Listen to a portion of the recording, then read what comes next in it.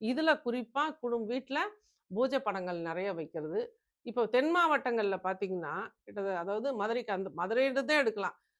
அப்ப நாகர்கோயில் ஆகட்டும், திருநெல்வேலி ஆகட்டும், சிவகங்கை எங்க போனீங்கனாலும், ஒரே ஒரு அதுவும் குறிப்பா திருநெல்வேலியில ஒரு 4 முக குத்து விளக்கு மட்டும் தான் அவங்க இன்னைக்கு வரைக்கும் ஒரு மாடம் மாரி வச்சு கட்டி வச்சிருப்பாங்க.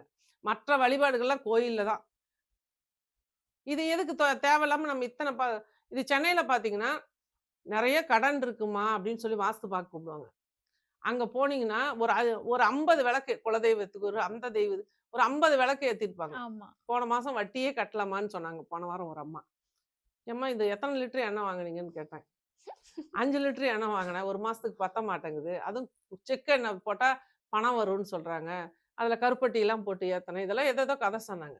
எம்மா 5 லிட்டர் எண்ணெய் ரூ. 450 ரூ. 500 வச்சுக்கங்க.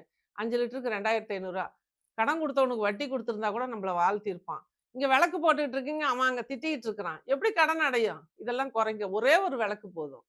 அதான் சொன்னேன். சவுத் சைட்ல ஒரே 4 முக குத்து விளக்கு தான்.